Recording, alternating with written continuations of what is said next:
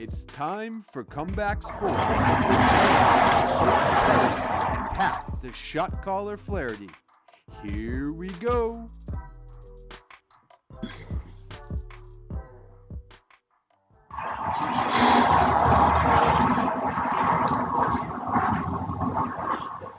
What's happening, everybody? Welcome to another edition of Comeback Sports, our weekly sports talk show where we give you 10 sports topics and we discuss them. These sports topics span across the country and across the globe: pro sports, amateur sports, college sports. We're certainly going to be talking Olympics. That's coming up. Can't believe it. And a lot to talk about this week, as usual. And, of course, as always, I am Pat, the shot caller Flaherty. I am joined by my partner, Brandon, the coach, Perry. Brandon, what's happening, buddy? What's up, Pat? I'm doing good. Before we came on the air, I just seen that LSU is reporting a loss of $80 million in their athletic department since the pandemic started. So for those people that don't think athletes should get paid, there's just one number for you. Yeah, that's just a loss. That's not even any type of total revenue or anything like that. That's pretty amazing. I'm sure that topic is a big one that's going to be coming up a lot over the summer. We don't have that as a topic this week just yet, but we will get there for sure. We're going to kick things off here this week with topic number one. Of course, it's the NBA.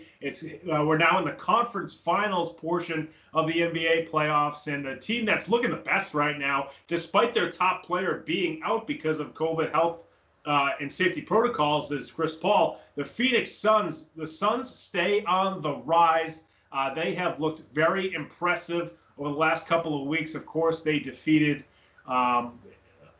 They got to the Western Conference Finals, rather, and have won their first two games of the Western Conference Finals, defeating the LA Clippers. They're now up 2-0 on the Clippers in the Western Conference Finals. Brennan, they are looking good right now. Yeah, man. I mean, they're just coming off sweeping the Nuggets, and now they're up 2 games on the Clippers. And I mean, it's a really good start. And I've been telling people this for, I guess, weeks now, right? And I think you've been saying the same thing, that this is the team to watch out for right now. They're playing the best. They have some of the best coaching. By the way, look at the play he draws up to win the game. I mean, they're just got everything going on right now. They got an amazing coach. They got amazing players. They just won NBA Executive of the Year. I mean, like I said, I feel like it's like 1993 again, and it's Dan Marley again, because this is the Phoenix Suns team that everybody wants and everybody loves to see. And like I said, it's just bringing back that nostalgia of those old Suns team and that old era. But yeah, I mean, they're just really, really hot right now. And in the NBA playoffs, that's the time you want to get hot, because often the team that does get the hottest and goes on a streak is the one that wins the title. And right now, they're on a 9-game winning streak right now in the NBA playoffs, and it doesn't look like it's going to stop anytime soon. I think last night was one of the best chances to actually get a loss for them, and they still managed to pull out the win with the last-second out-of-bounds alley-oop play. All right, and I've got to admit, I'm a coach, but even I didn't know that there was no goaltending when there was an out-of-bounds play, okay? So that's pretty good to know, and I don't know if it's the same at the college level or the high school level. I'm going to have to really look into that, especially for my own X's and O's. But yeah, I mean, Monty Williams knew what he was doing, drew up an excellent play for Ayton. And if you've heard the audio on it, he says if he throws it, you have to try to dunk it. And that's exactly what Ayton did. He followed his coach's call and it won the game. And I'm telling you, I think the Clippers were shocked, and I think it's even going to affect them in Game 3. Even though it's in LA, I'm still looking for the Clippers to be coming off a little sluggish, because this is a game that they thought they were going to win, and they did not. I mean, and you got to look back to their star. You got to look back to, obviously, no Kawhi Leonard first off, but then, obviously, again, Paul George coming up short in big moments. And I think at this point, he's really not going to be able to shake the pandemic Paul nickname, because missing those 2 free throws was huge, to be honest. That really would change the game. Phoenix wouldn't even had a chance to really even come back and win the game if he hits those 2 free throws. So it's just really one of those things where I think the Suns are going to continue on. This was the game that they should have lost. They won it, and they're still moving on, and they're going to get hotter. Yeah, no question. I think one of the things that I love about the way that this team is constructed is that they have a really good mix of veterans and guys that they drafted. So Devin Booker, DeAndre Ayton. Booker was a first-round pick. I think it went like 11 or something like that in 2015. DeAndre Ayton a couple years ago was the first pick overall. Luka Doncic was in that draft and Trae Young was in that draft, but still, Ayton is finally really looking like a first overall pick. And he obviously hit that alley-oop, or was on the receiving end of the alley-oop there. They signed Chris Paul in the offseason. They signed Jay Crowder in the offseason. They re-signed Dario Saric, another veteran. And during the break between the bubble and the stoppage in the regular season last year, they signed Cameron Payne, who, by the way, had 29 points and 9 rebounds off the bench. Or he might have even started last night because Paul wasn't there for the Suns. So, they have a good mix of guys they've drafted, other guys too, Cam Johnson, Mikal Bridges, a few other guys as well coming off their bench that contribute for them along with those veterans. And then Jay Crowder has been great for them, filling the role that they've needed all season. He's the one that threw that alley-oop to DeAndre Ayton. So the way that their roster is constructed is perfect to make a playoff run like this. That's why James Jones was the executive of the year. To go back to the alley-oop, I think the reason why it's not goaltending is because you can't take a shot from out of bounds because you can't hit a shot from the out of bounds. So it's not technically a shot if you're standing out of bounds and bounding the ball. That's why it's not goaltending is what I believe the ruling is. But yeah, the Suns look like they're ready to go. I mean, this was the time when you thought the Suns were vulnerable, when Chris Paul was going to be out because of health and safety protocols. I believe he can come back Thursday. That's, I think, the earliest he can come back. I think as long as he does everything he's supposed to do with the health and safety protocols, which I think he will.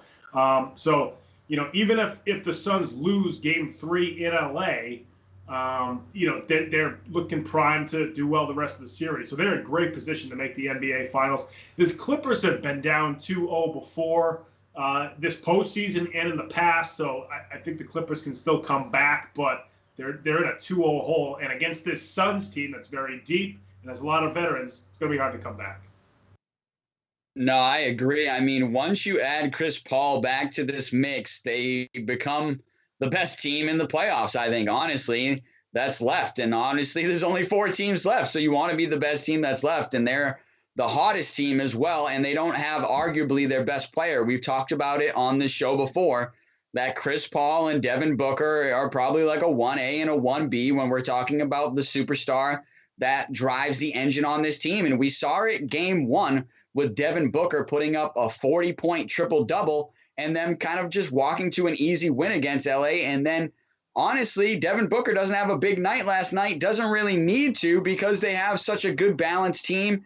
They have such great coaching. And like you said, Ayton is turning into that first-round pick and paying it off. So it's just really one of those things where I think right now, and like I said, I've been saying it on this show for weeks, that they have to be the favorite to win the NBA Finals right now, and they're really showing that, and they're getting hot at the right time. That's always the best time to do it. And I've really got to give my hat off to Jay Crowder. Everywhere the man goes, he plays extremely hard and contributes to wins and contributes to good teams. Obviously, we got to see a lot of him here in Boston, and we enjoyed his time here, but he moved on. But look, like I said, he contributes anywhere he goes. And I'll tell you what, that pass, there was zero room for error there in that moment. And Jay Crowder delivered a perfect on-time pass, and Ayton just put it home, man. Honestly, Ayton had the easy job there in that play.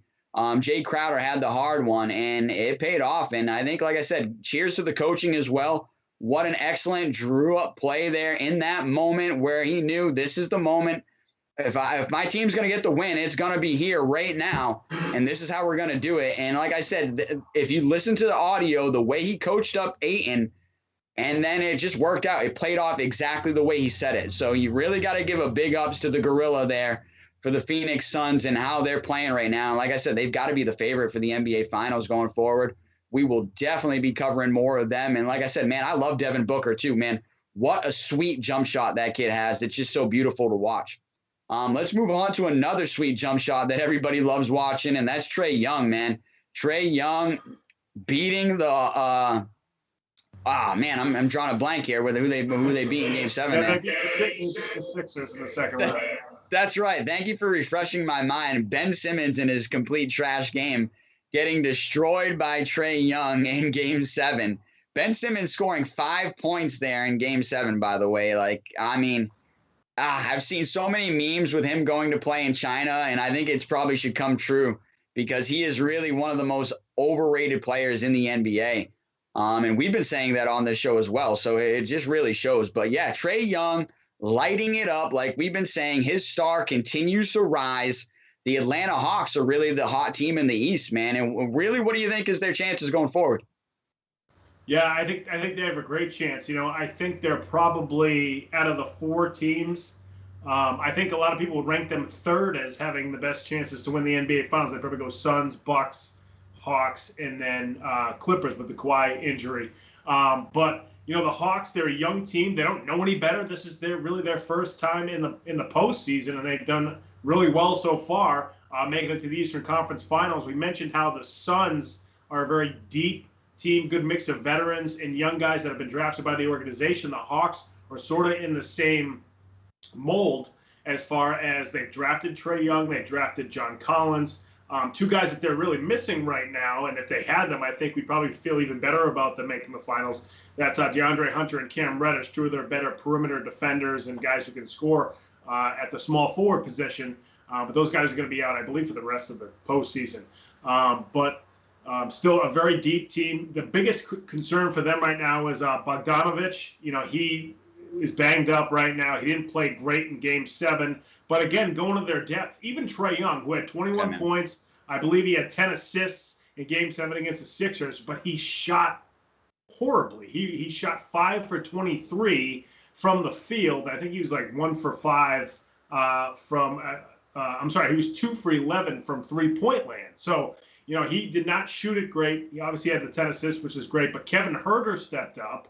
Kevin Huerter had 27 points and 7 boards, or maybe even 9 boards in that game to lead the Hawks as well. So there's going to be games where even though you have stars, they don't play to the best of their ability. Again, Trae Young gutted through a 21-point, 10-assist performance, but you have Huerter step up.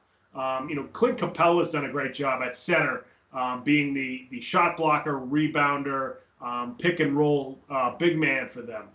So they have a well-constructed team as well. And then you got Collins, who can score if you need him to, but he doesn't have to get 20 shots a game like some other players of his caliber. So I really like what the Hawks are doing right now. Really good young team. I don't know if they're going to win it this year. I think these injuries are going to catch up to them, especially with Bogdanović, who was such a good, you know, secondary ball handler, playmaker next to Trae Young, but didn't need the ball all the time. So that's going to be their toughest task going forward, because I don't think Bogdanović is going to get any healthier. And I think the Bucks, you know, top end talent is probably better with Giannis and with Middleton, and then of course with Jrue Holiday. So we'll see how this shakes out. I mean, I think it's going to be a really good series. I would probably pick the Bucks in maybe 6, but I wouldn't be surprised if Atlanta pushed them to 7, and then at the 7 games, anything could happen. But Trae Young's been great. Even though I mentioned he didn't shoot very well in Game 7 against the Sixers, you know, he's been really good throughout this entire postseason. He's really becoming one of those top 30, maybe even top 20 guys with his performance in the postseason. And I think the Hawks have a really good chance. I don't think they'll beat the Bucks in the Eastern Conference Finals, but I think they have a good chance to get to the finals. Yeah, I mean, if you look at the way that the Hawks role players have been chipping in, I mean, I think they have a really good chance, honestly. And I think it's really one of those things, if you look back in history at how some of the role players have played out, I mean, if you look back at maybe like a John Paxson hitting that 3 on that Chicago Bulls team, or, you know, a Danny Ainge even on the Boston Celtics team, you know what I mean? So occasionally role players are going to have those big moments because, like you said, the stars are not shining so bright every night. And it just, you know, like a blind squirrel finds a nut, right? It just happens every now and then, and you need those role players to chip in, especially on title contending teams. So I think the Hawks have the chance to do it. Obviously, I do agree. I think they are the underdog in this series going up against the Bucks with Giannis and Chris Middleton and Jrue Holiday. But I think really it's one of those things that you got the best team versus the best players. And I think the best team is the Atlanta Hawks, to be honest. I think they play well. They're a good team unit. I think Trae Young is the leader of that unit. And then on the Bucks, you have the best players, which you have the big three there that I just mentioned. So I think it's just really one of those things where you might see the best team stretch it out to game 7 and get the best of the Bucks, especially if Giannis does that thing where he tried against the Brooklyn Nets, where at times he was just really nowhere to be found, especially late in the game, relying too much on Chris Middleton. And I love Chris Middleton. I think he is a star, but at times I think in that game he was so tired because he wasn't getting help from Giannis enough. So it's just really one of those things. If those 3 stars can balance it out enough, I think, yeah, the Bucks will win. But I think if Giannis has one of those moments where he slips up, which he has of recently, I think the Atlanta Hawks have enough to really stretch this series out to 6 or 7 and get the win and surprise some people and go on to represent the East in the finals, led by this young superstar and Trae Young. So really, that's my pick. Honestly, I'm looking for a Phoenix versus Atlanta series for the NBA Finals, and I think that would be really an exciting NBA Finals. And going back to that, even with the 4 teams that are in it now, these are 4 teams that haven't won a title since the NBA merger, and we're going back into, I think, the 60s and 70s. So that's a long time. I think all these cities are due for a title, but I'm telling you, the party in Atlanta would be unbelievable if they win a title. But I'm telling you, I still got to go with Phoenix right now. The land of the Valley of the Sun is just looking so powerful right now. But, yeah, I mean, I really think my pick for this series is the Atlanta Hawks, led by Trae Young. Yeah, no, and that makes total sense. They definitely have the depth, and I think the talent. Again, I just think injuries might really catch up to them, but they could not, too. I mean, you get to this point in the NBA playoffs, and sometimes your bench shortens up, and you just go with a 6 or 7 man rotation, and that could happen with the Hawks. We'll see how that all unfolds there. We're going to move on to topic number 3. But before we do that, folks, again, if you want to call into this show, you can check out the number at the bottom of the screen right there. Give us a call. Let us know what you think of any of the sports topics we're talking about, or if there's a sports topic that you want to bring up throughout this week. Make sure you give us a call. Let us know live during the show, or you can actually give us a voicemail. Leave us a voicemail at that phone number. Also, our Twitter handles are at the bottom of the screen. We always drop the links to each of the shows on our Twitter handles. Brandon and I, along with some of the cut-up segments that our producer Ben Kudo does a great job of getting out there throughout the week. We'll tweet some of those out as well over the next few days, so make sure you follow us on Twitter. And finally, if you're watching us on YouTube on Comeback Sports, go to the Comeback Sports YouTube channel and give us a subscribe, give us a like. Check that out. Always helps us. And also, all the Comeback Sports content will be fed right to your YouTube account. You don't got to go searching for it. You can just go to subscriptions. Comeback Sports is right there. So, moving on to topic number 3, and it hits home here for the Boston Celtics. Jared Weiss of The Athletic actually came out with a big article this week about some of the turmoil going on behind the scenes with the Celtics, Kemba Walker, a lot of different stuff there. We thought as Kemba Walker is a really good guy, good teammate. I think he definitely is, no matter what any of these articles say or what some of the other rumors supposedly are coming out with. I think it was the right move to trade him, but I also think that, he played hard here. He just injuries caught up to him, Brandon. But what do you think about all this coming out about what was going on behind the scenes with the Celtics? To be honest, it doesn't surprise me. I think this is really one of those things where I think this is the answers that some of us wanted, where how the relationship got fractured. We now found out how it got fractured. And, it all started when they tried to trade him last season. They tried to trade him last season, and he didn't like that, which I get it. Every player doesn't like that. And then he comes back into the locker room, and I guess he really wasn't the greatest of locker room presences and didn't really fit much into the team because he was so upset about that. And then you could see it reflect in his game too. I know he's going to talk a lot about the injuries, but now with this report, a lot of people are going to be talking about his attitude and him worrying about getting traded or where his position was on this team. And so I think a lot of things now played into the way that Kemba Walker delivered on the court. And it was a lot of off-court stuff that was playing into it. But we've got our answers now of why this was such a fractured relationship. And I know when you texted me being like, oh, they just traded him, I said, this is a cap dump, man. This was such a cap dump. This was immediately to get rid of 2 unhappy, parties that were not happy with each other, just having a mutual split. And that's exactly what you saw happening with him getting shipped to Oklahoma City. But I will say, I think Boston made the best in the deal, getting Al Horford back. Obviously, we wanted Al Horford back. He plays great in our system, great guy in the city. So I think that's great. We save about 30-something, I think $33 million in cap with the switch between Al Horford's contract and Kemba Walker's contract.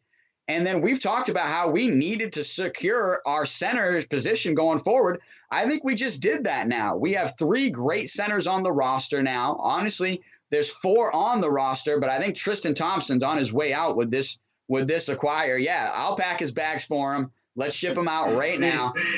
Let's go. Let's see you later, because we've got 3 great centers and there's no room for them anymore. We've got Robert Williams, we've got Al Horford, and we've now got Moses Brown, a young, great center that's still developing, but even against the Celtics last year, put up a 20-20 game. And that was with Brad Stevens sitting on the sideline, getting to watch it. And I think Brad Stevens was like, if I get a chance to get this kid, that's exactly what I'm going to do. And he did. So I think this is a great move for the Boston Celtics. I'm liking what Brad Stevens is doing so far as the basketball of operations, head of basketball operations. And then even with the new coaching signing with Ime Udoka, I mean, I think that's a coach that I don't think many people thought, and didn't come up in the names. And we were all hoping for Chauncey Billups. And I was still hoping for Chauncey Billups, but I think this is a good move for the Boston Celtics. So I like what Brad Stevens is doing so far. I hope he's got a couple more moves up his sleeve. And I honestly hope that cap dump was so he can make a play for you-know-who. Dame time, baby. Dame time this summer. Bring Dame time to Boston. By the way, I'm going to be doing that again on this show later in a topic again. But, I mean, I love some Dame Lillard. I would love to see him in a Boston Celtics uniform. Leading the big 3 would be Dame Lillard, Jaylen Brown, and obviously Tatum, man. I think would be such an unbelievable roster with these other guys that we've now acquired. But I think, honestly, that move with dumping that cap space was a move to at least, position himself to go after Dame Lillard or to go after another big free agent or to make a big trade, so we can get another star in here to help us go for a title. Yeah, you bring up a good point. I think if they want to get Lillard, it's going to have to be a sign-and trade, because they didn't open up this massive amount of cap space for this season, but they did free up a little bit. Also, I don't know if they'd send Horford in the deal, but Horford's contract next year is only partially guaranteed. So for a team that wants to do a contract dump there, they can take on his contract, and then next year it's a much smaller number if they want to I think if they can release him or however that works. But it's just a much more favorable contract than what Kemba Walker his contract looks like right now. So we'll see if they do go after Dame Lillard. Like I said, it's going to be a sign and trade, so Portland's going to have to sign him and then ship him to Boston. They don't have a pick this year, so we'll see what else they can try to send over there. Depending on what Portland's looking for. But that would be awesome if Dame Lillard came to Boston. I mean, I love this deal as far as trading Kemba Walker. One of the things that the article talked about was that, Kemba, I guess Coach Stevens, after Gordon Hayward left, he said to Coach Stevens, you kind of need to get on your guys more. I mean, Stevens coached Hayward in college. I think they were close. The experience with Hayward coming to Boston, it just didn't work out. This guy was just so unlucky with injuries. He was never injured in Utah. He was never injured at Butler. Then he comes to Boston and he has this horrific broken ankle. Then he broke his hand 2 years later when he was finally playing well in 2019, 2020. Then he comes back to the bubble and against the Sixers, and I can't remember if it's the second or third game of the series, sprains his ankle. Then he comes back from that. He just doesn't look right. It's just never really worked out for Gordon Hayward. He's going out the door and he's saying to Stevens, hey, to his former college coach, you got to be tougher on some of your guys. So supposedly Stevens got on Kemba Walker more than anybody else. I don't know if he targeted Walker because he's a veteran and because he thought Walker could take it, because Walker is, people consider Walker a tough guy who lets things roll off of him. He's not too sensitive or anything like that. Then the article referenced that Walker didn't like that some of the Celtics fans were booing him at the TD Garden, but he wasn't playing well. And that's just what happens in Boston. If he went to the Knicks, he's from the Bronx, right? I think he's from the Bronx. He's from New York. I forget which borough it is. But if he played for the Knicks, he'd get booed. I mean, if you go play for the Bulls and you don't play well, you're going to get booed in Chicago. So, it's not just Boston that does that. Philly. Philly, exactly. Philly's worse than anybody. So, Yep. And then on top of all that, from what I heard, Bill Simmons mentioned this on his podcast on The Ringer, that he heard that Kemba Walker, when the season was stopped because of COVID back in 2020, Walker's knee wasn't in great shape. The trainers from the Celtics, who couldn't be with him physically because everybody had to stay home and be isolated and everything, the trainers gave him exercises to do to strengthen his knee, to get that knee back to where it needs to be. When he came back and they went to the bubble, supposedly the trainers were like, your knee seems the same. It doesn't look like you did any of these exercises. And there's a rumor that he didn't do any of that. And then the Celtics staff was kind of like, you don't seem like you want this to get better, So who knows if that's true, but that's Bill Simmons, who's got some contacts in the NBA. Who knows if that's true, but it seems like there was some frustration with Kemba Walker, which we didn't really think about because he's such a good guy. He seemed to be good in the locker room, and now we're hearing that there was some stuff going on. There's stuff goes on in every NBA locker room, so this isn't a huge surprise, but I think, it was now time for Kemba to leave Boston. I think the biggest concern now for the Celtics is this going to keep happening with these free agents? Kyrie left different reasons than Kemba. Al Horford left for more money. He's now back, so I think that helps. If they hang on to Al Horford, it's going to help if he enjoys his time in Boston again, other free agents that want to come here. And then the other thing is with Gordon Hayward, he was just incredibly unlucky. So it's all these different circumstances with all these free agents, but it hasn't worked out for a lot of these guys. Now the Celtics have to kind of rebuild their image as being a destination for free agents. A lot of talk this week also about Jason Tatum being that guy to recruit the free agents. So we'll see what happens there. But I love the Stevens did a great job with this move, trading Kemba. It was a tough decision. You don't want to lose a good player like that, but he made the right call. He gave up a draft pick, but you have to do that to dump the salary. And then, like you mentioned, this new coach Ubaku. He actually was an assistant coach on the FIBA USA team back in 2019 that Jason Tatum, Jaylen Brown, Marcus Smart, they all played for him. They all liked him. They all signed off on this coach becoming the next head coach of the Celtics, and that's the biggest part. You got to have the players buy in to the new head coach. So I think that was the biggest reason why they signed this coach. And also he's got a lot of experience with both Brooklyn. He was with the Spurs. I think he was with the Sixers for a couple of years. So he's got a lot of experience as an assistant, now gets his shot as a head coach. Yeah, no, like you said, I mean, he coached under Greg Popovich for 8 years. So when I heard that, I was sold, because anybody that's coached with Popovich for that long, first, Popovich doesn't take much BS. So if you weren't a good coach, he would fire you and move you out. And then other than that, I think Greg Popovich is one of the best coaches in the NBA, if not in NBA history. So being able to learn underneath him and learn his system, I think is going to be great. So I think Udoka is going to be a good coach going forward for the Boston Celtics. I think it's a good choice for now. Hopefully it does pay off for them. But going back to Kemba Walker, I still like Kemba Walker. I still think he's got a lot left in the tank. I think this is really going to be one of those trades where it ended up working out for both the Boston Celtics and for Oklahoma City and Kemba Walker. I think Kemba is going to get a fresh start. He's going to get his head cleared. He's still making that big money in Oklahoma City, right? And so I think this is good. I think both sides kind of got what they wanted. And I think you're going to see Kemba Walker come back to being a great player. And I think it's just going to happen in Oklahoma City. But I think the trade was the right thing to do. And I think it cleared us a lot of money to be able to make a lot of options going forward for Boston Celtics. So I'm excited to see what Brad Stevens is going to do over these next couple of weeks, to be honest. But let's move on. Another basketball topic, the U.S. men's basketball team getting ready for the chance for gold in Tokyo. And honestly, I think it's really one of those things where, since the Dream Team, we've been expecting to win this medal. And I mean, it's really one of those things where if they don't win it, it's a letdown. So this team is gearing up to go get us another gold medal. But what do you think is going to happen? Yeah, that's a good point. You go back to the 92 Dream Team, and you mentioned since then, we've always expected the men's basketball team from the United States to dominate the Olympics. But one of the things that happened because of the 92 Dream Team, as basketball blew up around the world. So all these other foreign countries, saw Scottie Pippen, Michael Jordan, Larry Bird, Magic Johnson, David Robinson, all these guys, Patrick Ewing, Clyde Drexler, the list goes on and on. All these guys playing on the 92 team, and it made the game more popular.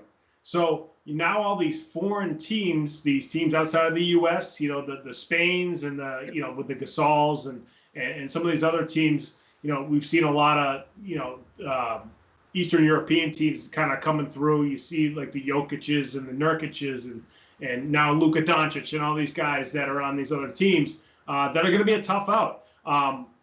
We were talking before about some of the guys that are now on this team this year. Dame Lillard, huge get. Draymond Green. You need a Draymond Green type of player on your team, so I think that's huge for them. I was surprised that James Harden's going to be on this team. Now, Harden just had a tough time schlepping through the second round of the NBA playoffs because of his hamstring injury, but he's going to go play in the Olympics. He's a veteran. He's never been in great shape, especially this year, including the very beginning of this season for the Houston Rockets.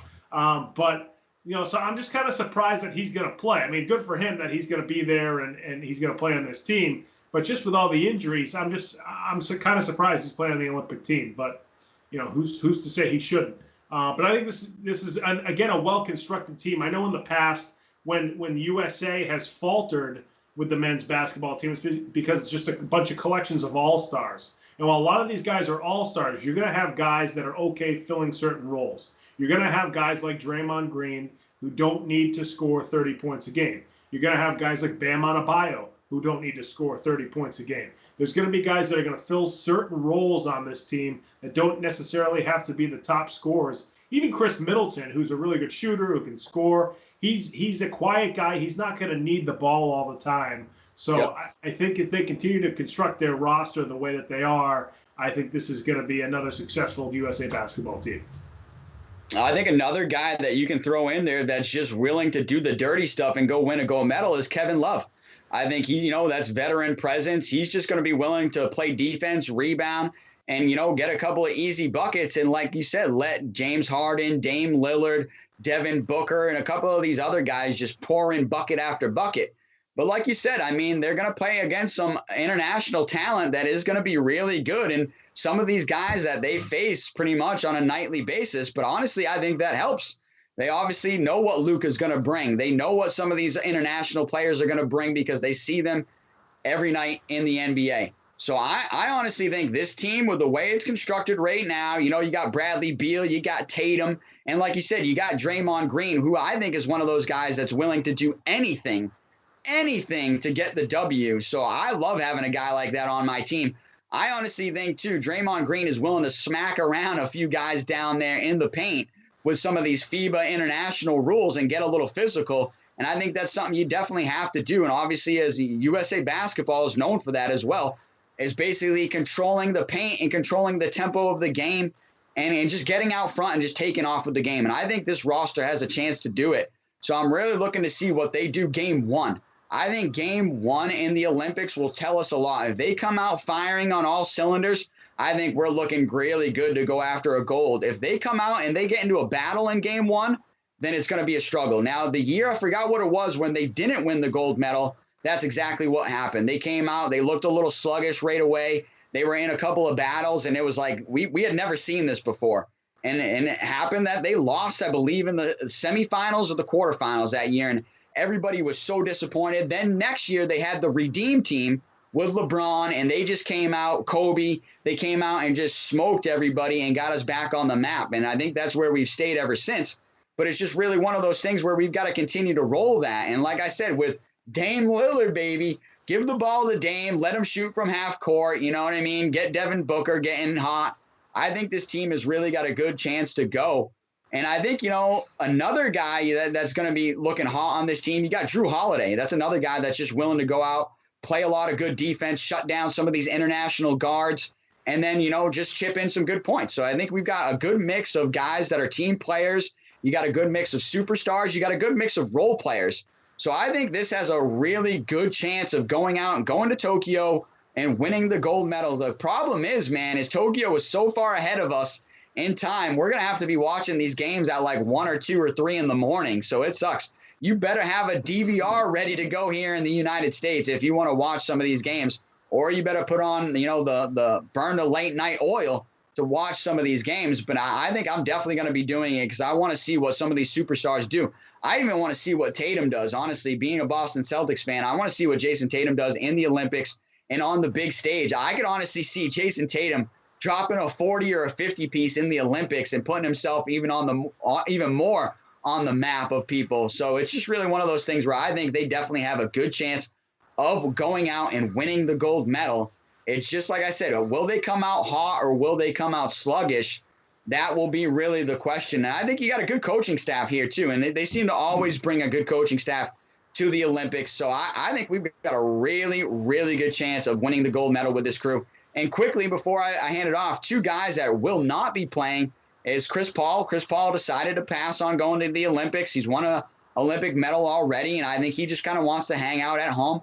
And then another guy is Kyle Lowry.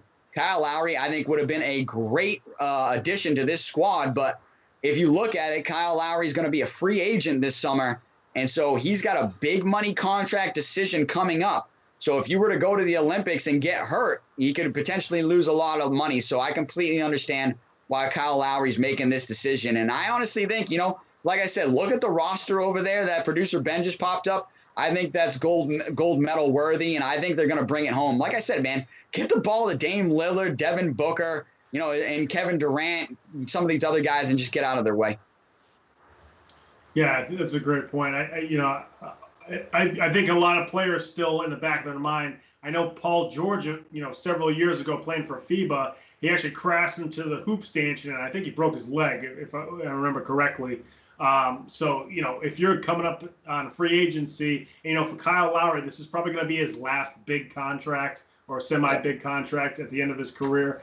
So he can't chance that. It makes total sense. So that is going to be a fun team to watch. And guys like Tatum, who's probably one of the younger guys on this team, I don't think he's going to start. I mean, you look at all that talent there. So he's going to learn how to sort of be a role player, and I think that'll help him become a better leader for the Celtics going forward. It's almost like a little reset for Tatum. New coach, changing the roster a little bit for the Celtics, and then Tatum, maybe coming off the bench and seeing how to become a better leader for the Boston Celtics. It's going to be interesting to watch. But sticking with the Olympics, we're going to move on to topic number 5. That's Sha'carri Richardson races to Tokyo. Sha'carri Richardson in the 100 meters ran a blazing fast time. She actually looked like she was behind for a lot of the race and then just flew forward past everybody.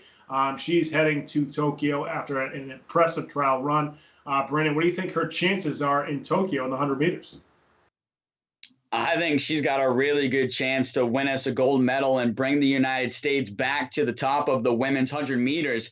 I'm a huge fan of this girl. She can fly. Like producer Ben said, she's got wheels, and she really does. She can move. And I think, in this United States trials final, she got a little bit of a poor start. And I think she would even categorize it as a poor start. And she was hanging out a little bit in the midfield, but then she really put on that top end speed, and over the last 50 meters really just kind of blew the doors off of the competition. So I honestly think she's got a faster time in her, and I think it's waiting for her in the Olympics against a better competition.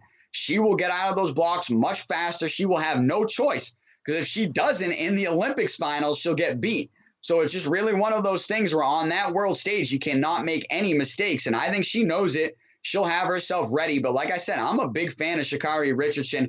She is really fast. Watched her on the collegiate track and field.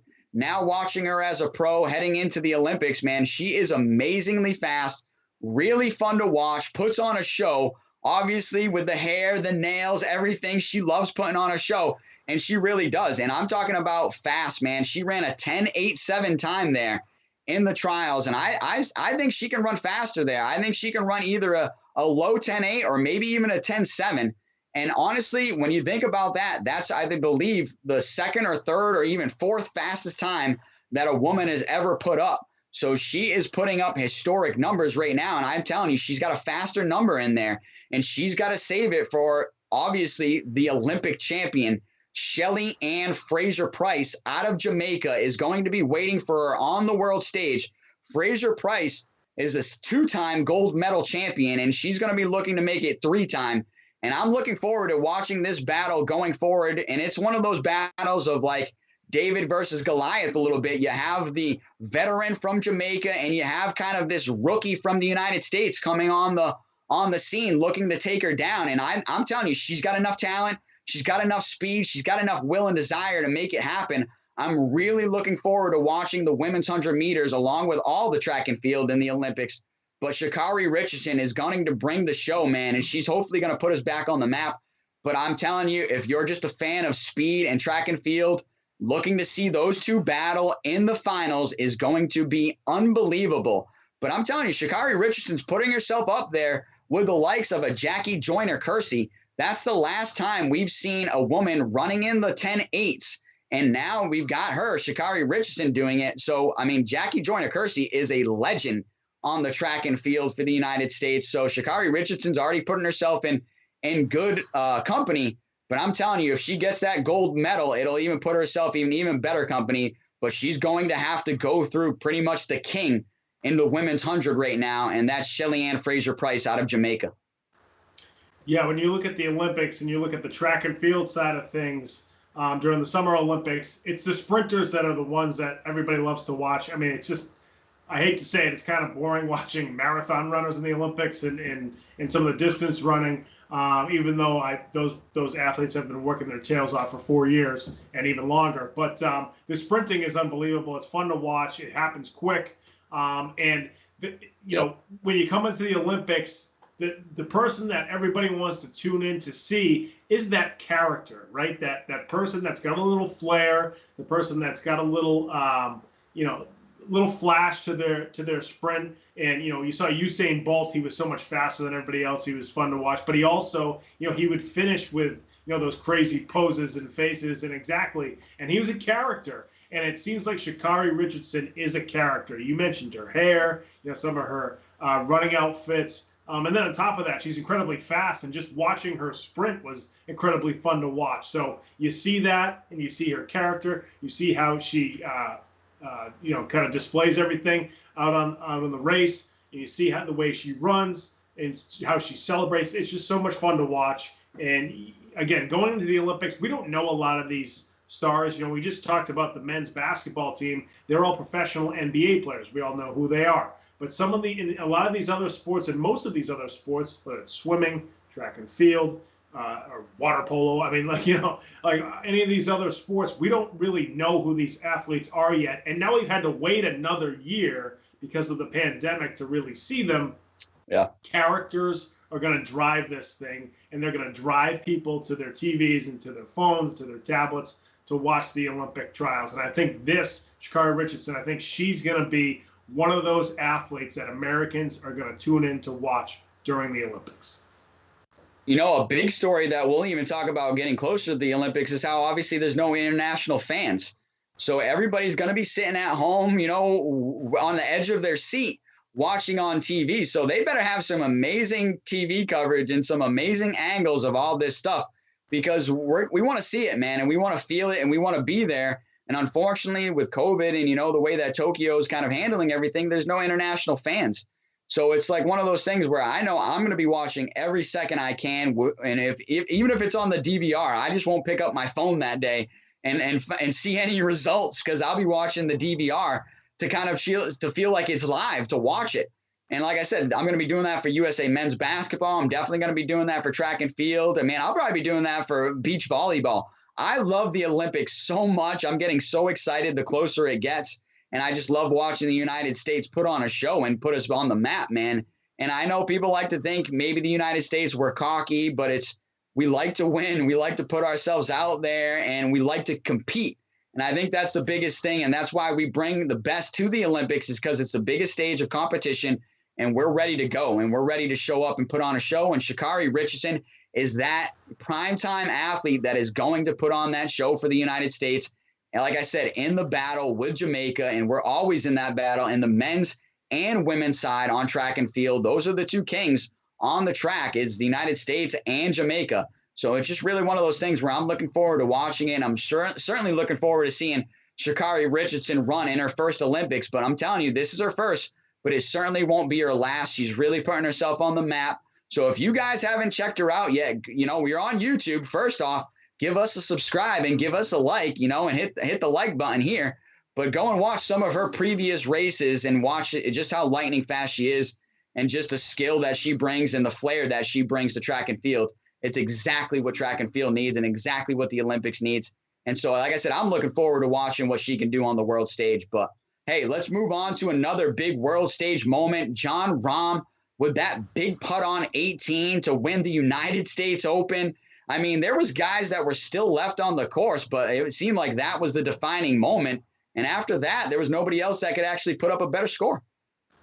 Yeah, absolutely. One of the things that I think was missing from the first two majors of the season, the Masters and the U.S. Open, was that towards the end of those tournaments, it was just kind of like just whoever can survive down the stretch, whoever could make the least mistakes. We saw Matsuyama. He didn't necessarily go, just run away from the field in the Masters. He needed Xander Schauffele to mess up and put the ball in the water, on the back nine at the Masters. You saw in the U.S. Open that, a couple of players tried to chase Phil Mickelson, and Koepka came up short, made a couple of mistakes later in the tournament. This time it was Rahm chasing after Louis Oosthuizen and some of the other guys that were up the top of the leaderboard. And Rahm made that massive putt on 18 to really like claw at the title and rip it away from Louis Oosthuizen. And that's what you love to see in majors. You love to see guys go up and get them and snatch them away from other players. Neither Oosthuizen or Rahm had won a major coming into this one. Oosthuizen's been up there many times. Yep. And I feel bad for Louis. I love watching Louis play. He's a little guy, but he hits the ball really well. He's very accurate. But unfortunately, he wasn't able to win this one. But I was happy for Rahm. Rahm's one of those guys. He always gets pissed off on the course. He's been known to, throw his clubs and things like that and get upset at things. But he was emotional when he hit that putt. He was pumped up when he hit that putt. And it's great to see him win a major. I think this is going to propel him. He's going to win a few more majors over the next few years because of this. Now he's got that first one off his back.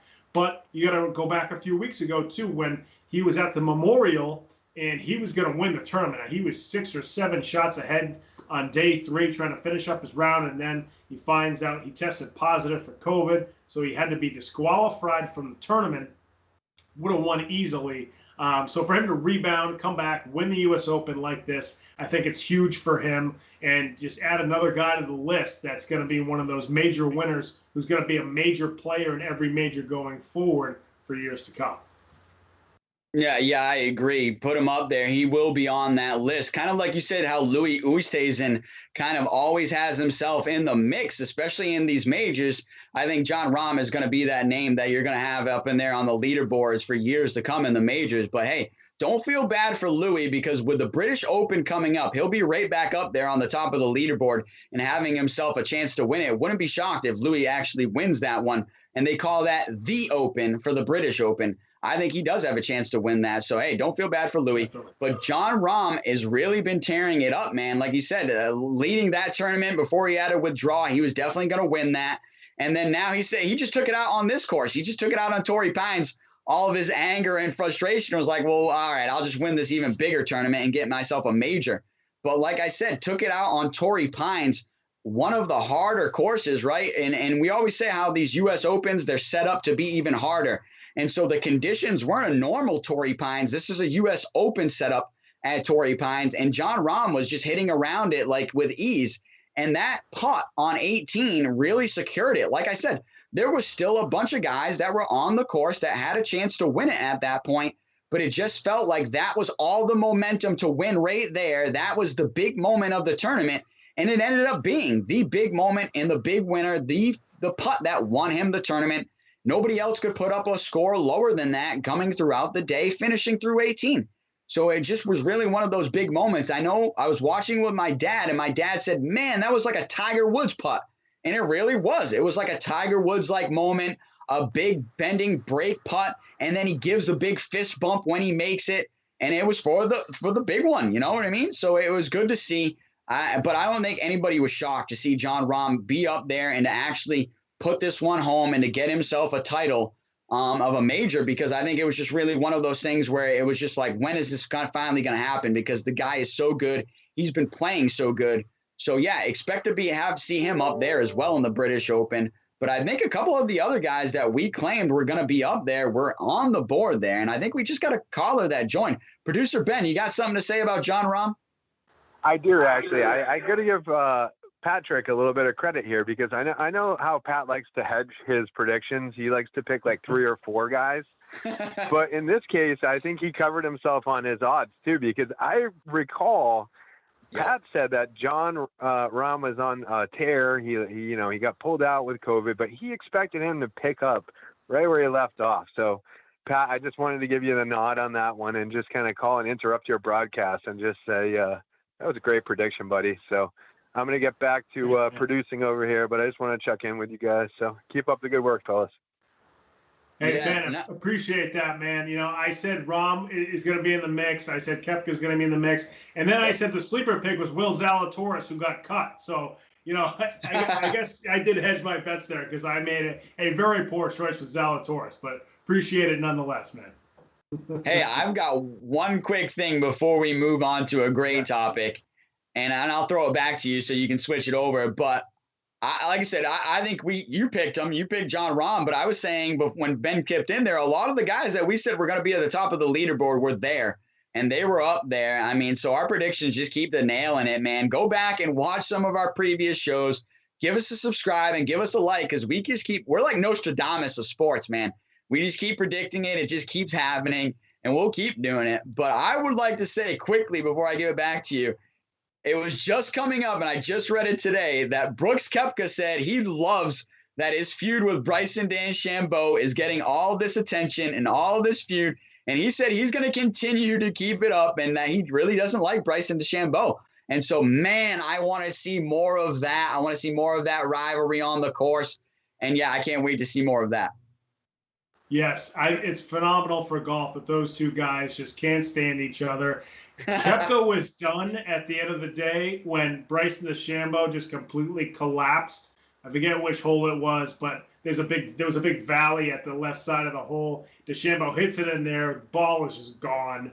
And Koepka's looking at it like, this is great. I'm done, finished playing. I can just watch this guy, just collapse on this hole right here. He went from, in the red to in the plus, just on that one hole. So to see, yep. I'm sure Koepka was loving that. But yeah, again, now we have Rahm and we have all these different guys that have now won majors with him, Koepka, DeChambeau. Jordan Spieth's going to come back. I mean, we keep saying Jordan Spieth's going to win a major this year. He could win the British. I mean, he's going to be one of those guys again that's going to be in it.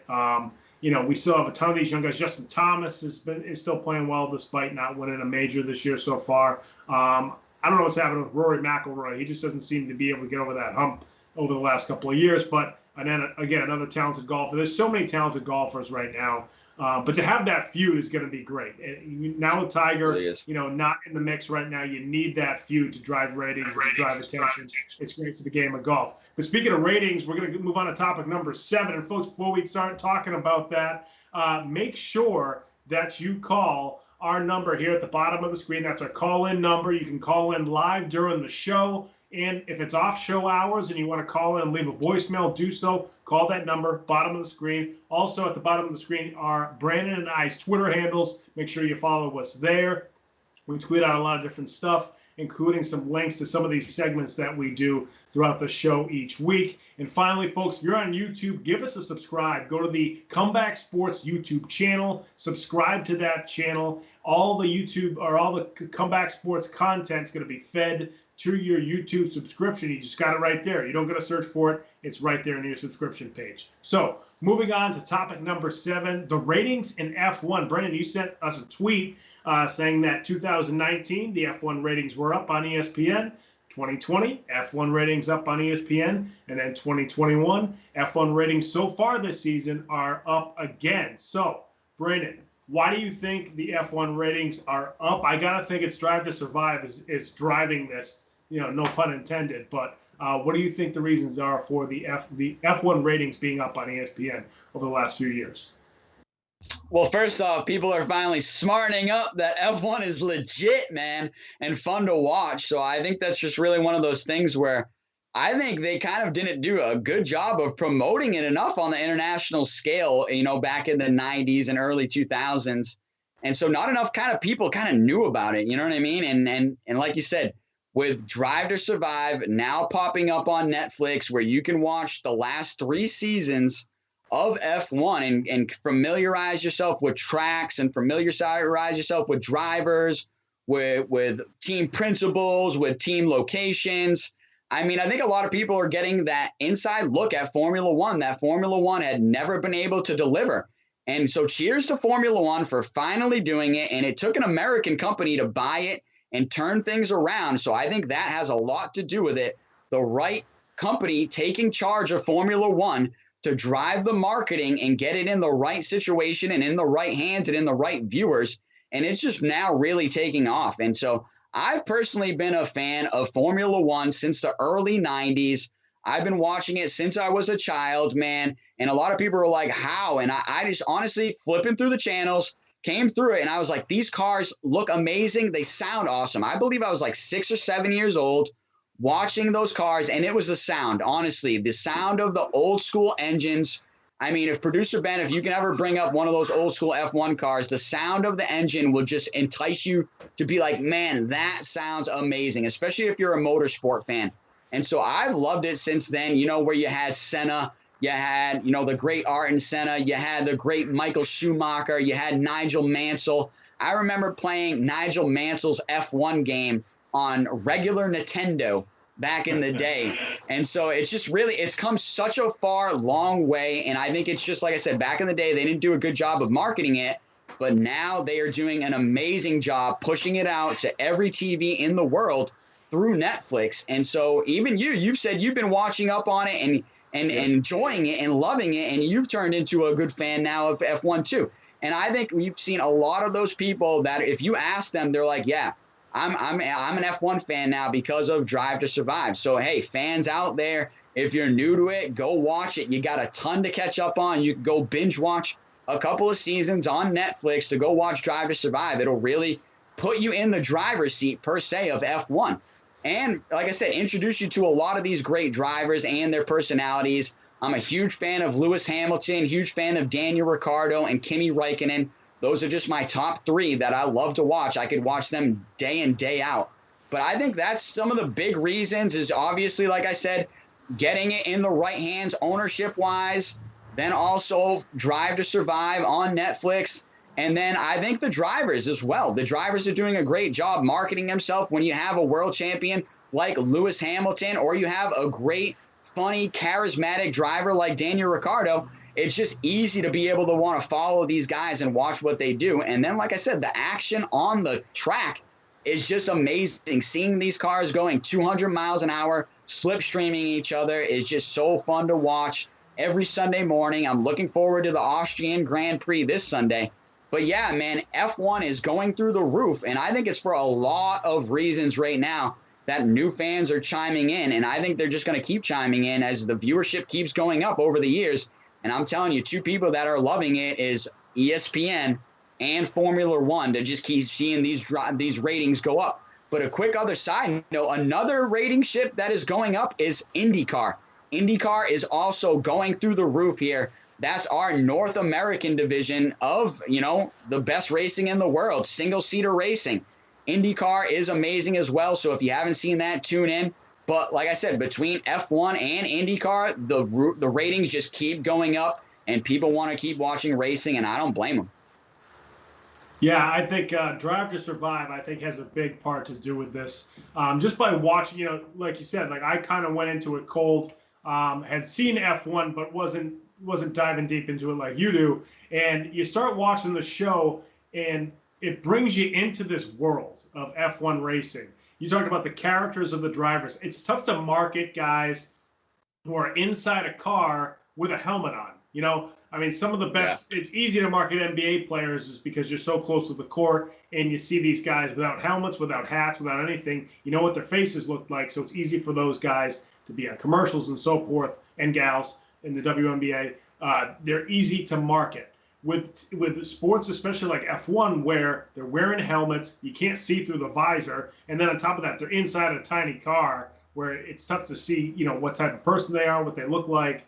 You know, it's tough to market that way. But when you watch Drive to Survive, you see the character development. You see, where these guys come from, the trials and tribulations of their season. And also, they're not just the drivers, but also the teams and the team leaders and the owners of these teams, and how the fact there's two racers per team, two drivers rather per team, and how there's some drama there between the two drivers. There's drama in behind the scenes where drivers are switching teams all the time, and guys aren't liking the car that they're driving, so they move to another team, and then so forth. And then they sort of regret that they left the original team. And it's just a lot of this character development and a lot of these stories that you really get to find out when you watch this show. It's so well done. It's well edited. It's well produced.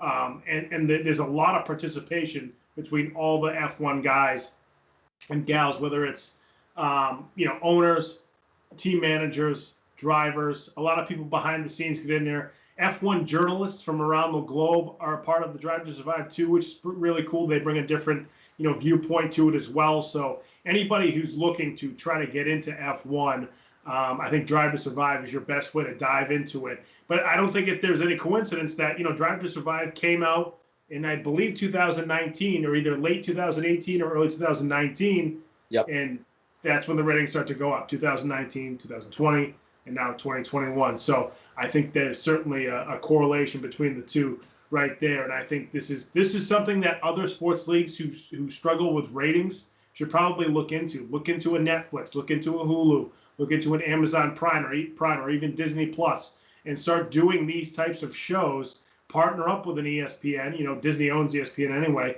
or partner up with one of these networks. You can drive viewership on both sides if you do one of these types of shows like Drive to Survive. Yeah, no, I agree. I think you're going to see this a little bit more. You might even see IndyCar maybe do this next, because the ratings are definitely going through the roof. And you brought up, driving changes and driver changes, and this gives you a good inside look into that happening. And we call it silly season in F1, and it always happens. And honestly, right now, and silly season is happening for 2021 season, where there's a potential rumor of drivers moving on to other teams in 2022. So you get to kind of see that. And then another thing is the rumor with Netflix. So Netflix is recording the new season right now while this current season is going on. So they're in the garages. So there's this running joke in Formula One that, Netflix kind of drubs up their own drama in Formula One. So they're like, Netflix is in the Ferrari garage this week. Let's see what happens. Because it's just really one of those things where Drive to Survive has always kind of been there, and Netflix has been there in those big moments to kind of catch it. And so it's just really one of those things. Another thing you bring up is the marketing, because these guys have helmets on, but that's really one of the things they use is the helmet. They sell these mini helmets in the replicas of the mini helmets, kind of like you would get a bobblehead here in America at a baseball game or a football game. You can get one of the mini helmets and maybe get your favorite driver to sign it. So they have these very unique ways of trying to, take advantage of the fact that you don't see these guys' faces the majority of the time when they're racing, obviously. And then a lot of drivers will also take advantage to have an amazing helmet. So, take a look at Lewis Hamilton's helmet, or Lando Norris for McLaren. He always has an amazing helmet. And a lot of times in the night races, we'll bust out a special one. But yeah, I think you've got to really tag it, and you did, to Formula One and Netflix being tied together now. I think for the future going forward, because they're just driving these ratings up and up and up. And like you said, other motorsports, or maybe even other sports in general, should kind of take a cue here. And I know obviously the NFL's had Hard Knocks, and they've had Hard Knocks for many a years. And this is kind of the version of the Formula One version of Hard Knocks, and it's just called Drive to Survive. So I would say if you haven't checked it out, go ahead and check it out, man, because it will make you an F1 fan quickly as fast as these cars take a corner. But yeah, let's move on to topic number 8, and that's the Wimbledon withdrawals. Wimbledon always has such a historic, tone to it, but with a lot of superstars pulling out of the tournament this year, we're thinking that it's kind of going to hurt revenue of the tournament, first off, and viewership, but will it hurt the name? I guess that is the big thing. Yeah, it's a good question. We mentioned, or at least you mentioned, that some of the superstars are withdrawn. Naomi Osaka, first and foremost, she's taking time off, mental health stuff going on with her. And I think everybody understands, especially with everything that's gone on over the past year and a half. Everybody's needed a mental health break at some point, and our athletes are no different. They're human beings as well. So that's why she's taking some time off. Rafael Nadal, his knees are starting to bother him again. He wants to prolong his career, obviously. I believe he's 35 years old. So he wants to probably play till he's 40. Actually, watching Tom Brady, he probably played till he's 45. But he wants to preserve his knees, and he thinks that if he stays out of Wimbledon, and I don't think he's going to play in the Olympics either, that's going to help him extend his career. And then Stan Wawrinka, I forget exactly what his injury is, but he's also not going to play in Wimbledon. And it's like with golf, with the 4 majors, there's the 4 Grand Slams. In tennis and Wimbledon, I always kind of equate Wimbledon with the Masters. I don't know why, but it just seems like there's so much tradition, and there's so much, the court is, just seeing that center stage court is like seeing Augusta. It's just very similar. Yep. So when the best players aren't there, you wonder if there's going to be less attention towards it this year. So we'll see what happens. Djokovic is still there. Serena Williams on the women's side, I believe, is still playing. If she's not, I might need to be corrected there. But, so we'll see what happens. There's still plenty of players in it, but those are 3 of the top names on the tennis circuit. And if you look at Osaka and Wawrinka, who have won majors in the past, neither of them have won Wimbledon, though. So now there's another year where these 2 tennis players are not going to win Wimbledon. So, does that, stick in the back of their minds? Will I ever win this Grand Slam? Osaka's so young that she'll probably win one at some point. But Wawrinka's never won Wimbledon. Rafa Nadal's won it twice, and then, he's won a million other Grand Slam tournaments. So that's not really an issue for him. But, that's what those type of things start to get in your head later on in your career where you just haven't won that particular Grand Slam. So we'll see what happens. I think people are still going to tune into Wimbledon for the pageantry, for just the being back at Wimbledon with fans back in there. I believe they're going to have fans this year. I could be wrong, but I believe they are going to have fans this year at Wimbledon, which they were certainly missing last year. So that'll be fun to watch. But we'll see. Without these stars, we'll see what the viewership looks like, and we'll see how fun it is to watch without these top players on the tennis circuit. Yeah, I mean, first off, bringing up Rafi Nadal, I mean, he's the king of clay, first off, right? He's not the king of grass. So I think it's just really one of those things where he's just like, I'm not that great there anyway, so maybe I should just kind of rest my knees. And then another thing is on clay, you get to slide, man, and he's the king of doing that.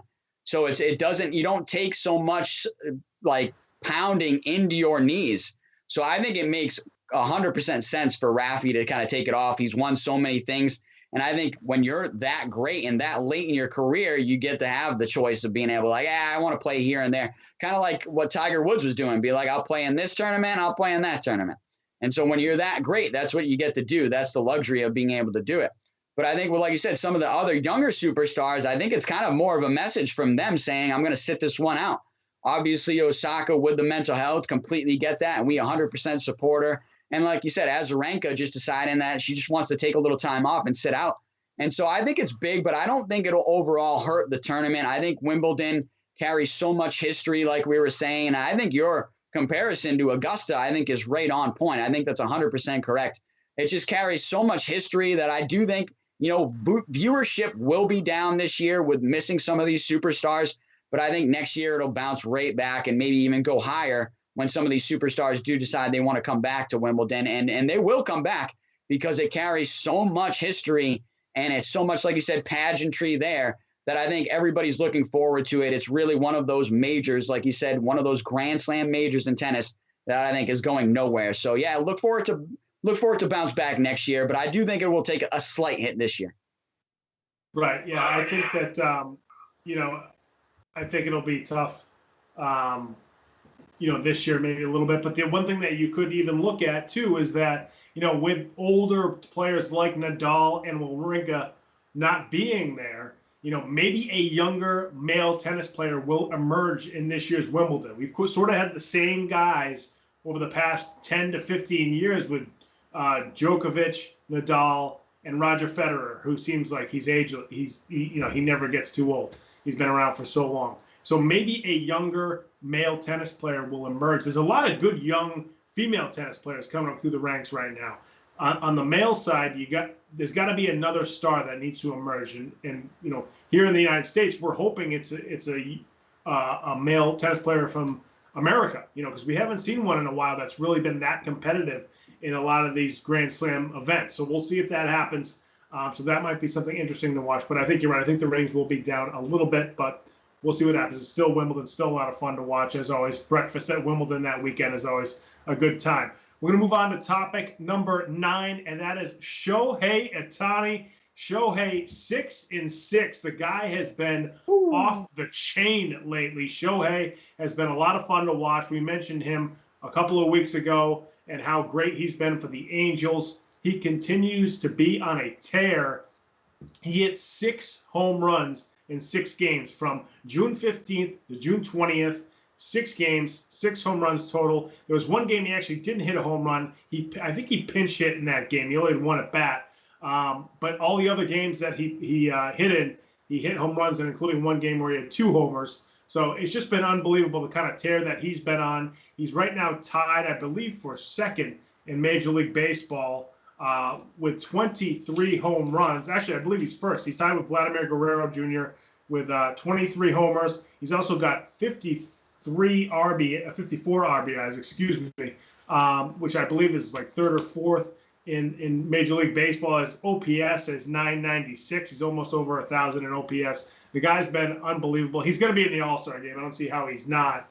I'm sure the country of Japan's going to rush to the voting booths for the Major League Baseball All-Star game. It's going to be great to see him there. I hope he's in the home run derby. Brandon, what do you think about Ohtani going on a tear like this? Well, first off, hey, man, if you're new to our show, give us a subscribe here. Give us a like to Comeback Sports. And, I always want to take time out to say we love Japan. We love our viewers from Japan. We've got some subscribers from Japan. We love you, man. Thanks for checking in. We're always going to be going back to Shohei because he's Showtime, man. And this is our Ohtani tracker, so we're just checking in with him. But, yeah, this guy's the MVP, in my opinion. He's the MVP of Major League Baseball. I routinely said this, and I'll keep saying it. I don't even like baseball. But I'm watching it because Shohei Ohtani is bringing the eyes to baseball. He's bringing new viewers to baseball. He's bringing that excitement to baseball. He's bringing the true athlete back to baseball. And I love it, man. That's why I've been watching it, and I've been watching every second of Shohei Ohtani. And he is that superstar. And like I said, I know the Japanese fans are just loving seeing him tear up Major League Baseball right now, and I don't blame him. 23 home runs right now, a ton of RBIs. Then he gets on the mound, strikes out your best hitters. Oh, by the way, he can go in left field. He can go in right field. He can play center field.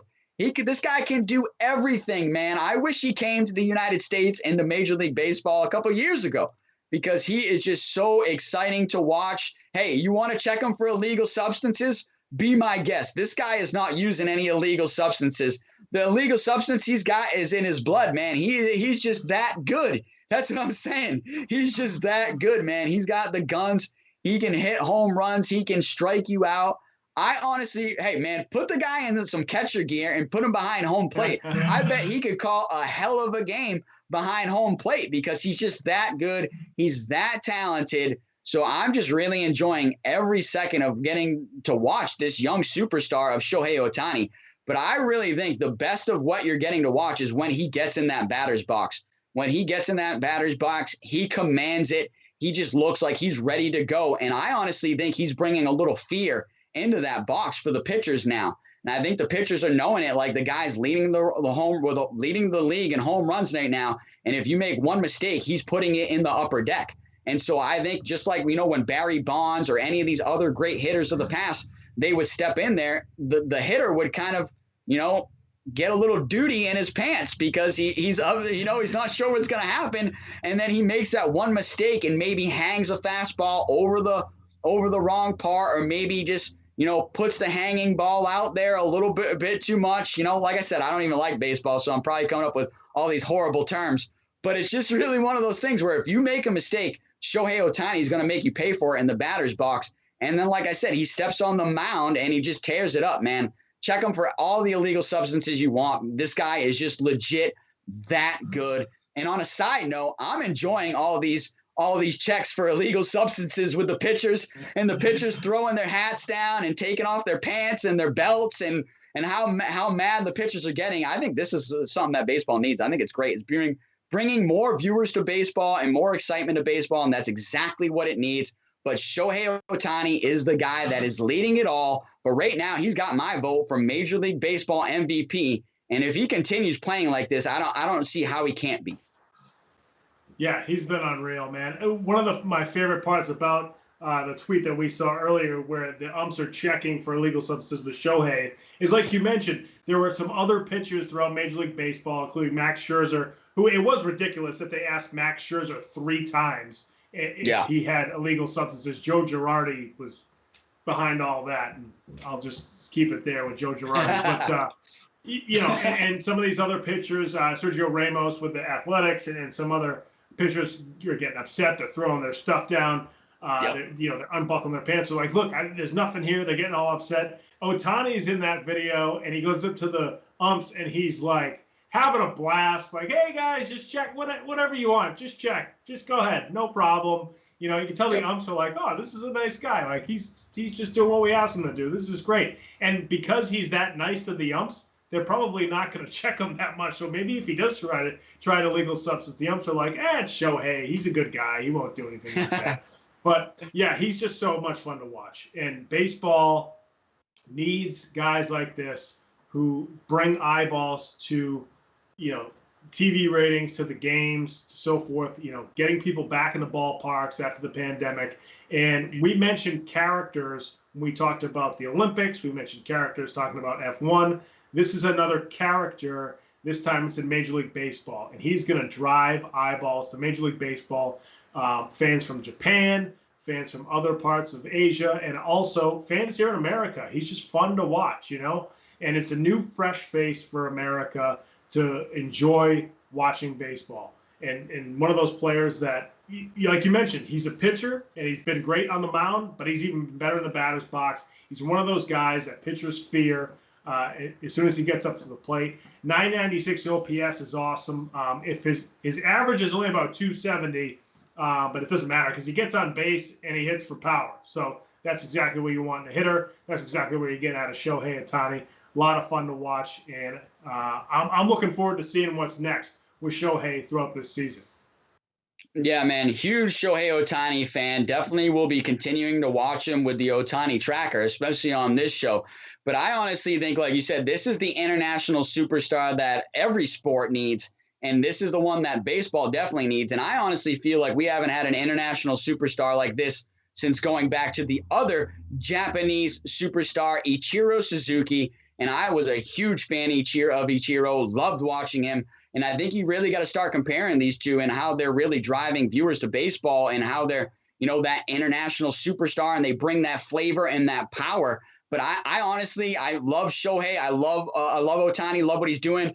But I mean, he's still got a long way, I should say, to go to pass Ichiro and what Ichiro did to Major League Baseball and what he meant to Major League Baseball and to the Seattle Mariners, especially. But I think Ohtani is well on his way to basically putting himself in that same ballpark. And we will definitely be covering him on this show going forward. And next week, we're going to bring a topic called Getting to Know Ohtani, where we're going to go back and look at, his time in Japan and his time in the Japanese league and what brought him to Major League Baseball. So we've got a lot more to cover with Shohei Ohtani. And I mean, he's given us something to cover every week. He's either hitting a home run or striking somebody out. Next, he's going to be pitching a complete game. I know he's got that in his repertoire as well. So there's a lot more of superstar Shohei Ohtani on this show. So keep tuning in and subscribing for it. But let's move on to the final topic of the night. Carl Nassib coming out as the first actively gay man in the NFL. And I think it was a big shock to some people, but hopefully we're going to be getting to this moment where it won't be a shock to people. People will just be able to live their life. And I want to give a shout out to Carl Nassib for having the courage to just come out and to say it and to make a video and to honestly donate all that money to the Jacob Project. And he's putting his face to a good cause, to help a good cause. And man, Carl, we love you. And I think you're doing such great things. But man, yeah, what do you think, Pat, of Carl Nassib coming out? Yeah, I mean, first of all, it takes guts to do something like that. He's a celebrity, being a professional football player. So anytime any athlete does this, but especially, you know, it's great for anybody to do this. But in a male-dominated sport like football, you know, Brennan, you've coached a lot of football. You played football. I played high school football. As much as I love football. I think it's an amazing sport. I learned so much on the football field, but we still have a way to go when it comes to these types of issues in a football locker room. I think we're making a lot of progress. But to have a guy like this, you know, I think a lot of people remember when Michael Sam came out, you know, for the draft, and people already knew, you know, before he was drafted that he came out as gay. And then, but the thing is, Michael Sam wasn't that good of a player. You know, I know he was a good college player, but a lot of the scouts didn't think he was going to be very good in the NFL. He gets drafted by the Rams, and now all of a sudden there's all this pressure on him. Some people are saying he just got drafted because of, you know, his personal life and who, you know, that he came out as gay, and the Rams did it just to get this, you know, to have good publicity essentially, which is unfortunate because it's too bad he couldn't just come into the NFL and try to make a roster, but it just didn't happen for him. Carl Nassib is a really good player. I think he was a second-round pick with the Bengals. He's either second or third-round pick. Good defensive lineman, good pass rusher.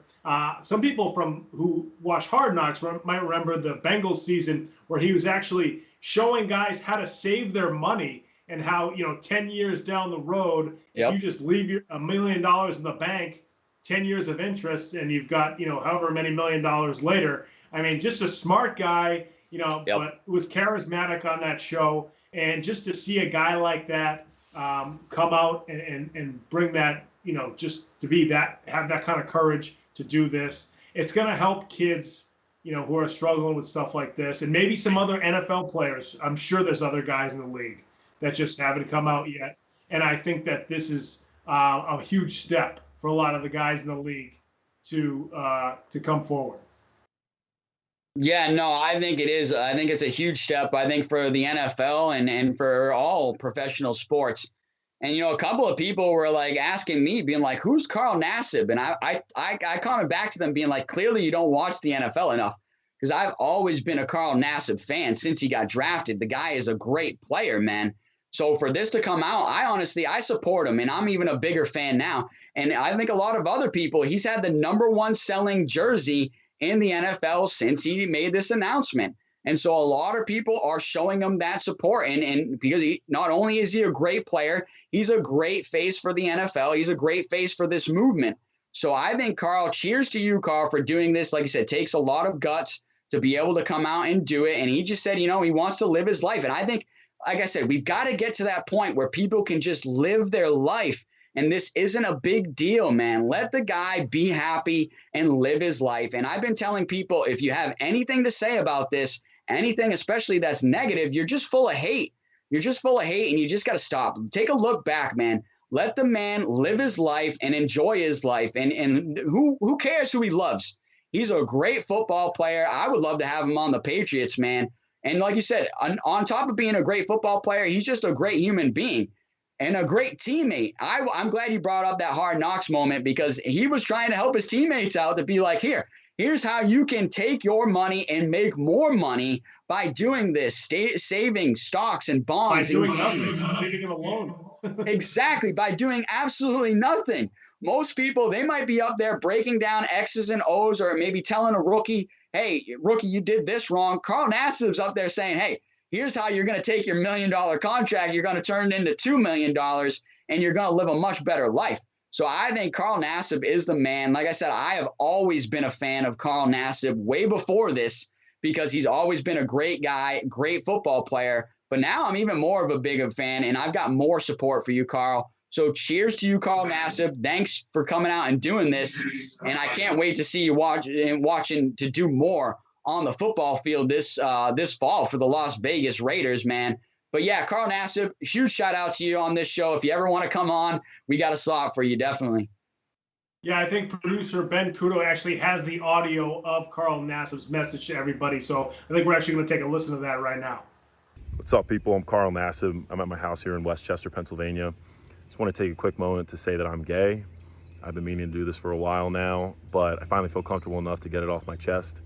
I really have the best life. I got the best family, friends, and job a guy could ask for. I'm a pretty private person, so I hope you guys know that I'm really not doing this for attention. I just think that representation and visibility are so important. I actually hope that like one day videos like this and the whole coming out process are just not necessary. But until then, you know, I'm going to do my best and do my part to cultivate a culture that's accepting, that's compassionate, and I'm going to start by donating $100,000 to the Trevor Project. They're an incredible organization. They're the #1 suicide prevention service for LGBTQ youth in America, and they're truly doing incredible things. And I'm very excited to be a part of it, to help in any way that I can. And I'm really pumped to see what the future holds. That's all I have for you guys. I hope you have a great day. Work hard. What's up, people? I'm Carl Nassib. I'm at my house here in Westchester, Pennsylvania. So there you have it, Carl Nassib.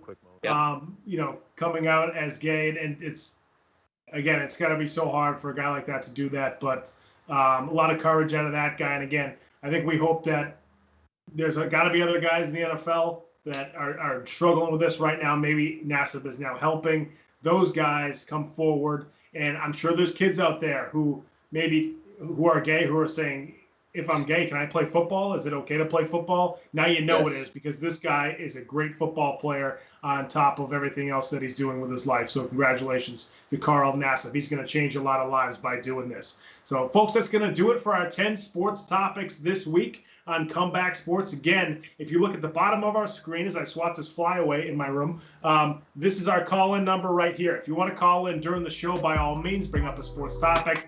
Let us know what you want to talk about, whether it's one of the topics we're discussing on the show or another sports topic that you want to bring up. Yep. By all means, give us a call on the show. You can also leave us a voicemail at that number and leave us a question, leave us a topic, give us a comment. If you don't like what we're doing, leave us a topic or comment on that as well. We're happy to listen to it. Also, you can follow us on Twitter. Our Twitter handles are at the bottom of the screen, both myself and Coach Perry. And also on YouTube, make sure you give us a subscribe.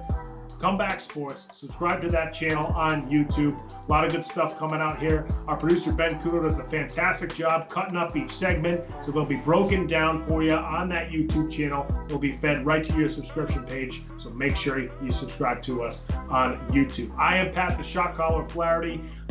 Thanks again to my co-host Brandon and Coach Perry and our producer Ben Kudo. We will see you next time here on Comeback Sports. Have a good night, everybody. Waiting to hear from you, Max Verstappen fans. And LSU, you better check that bank account. It's drying up. Dame time, baby. Dame time.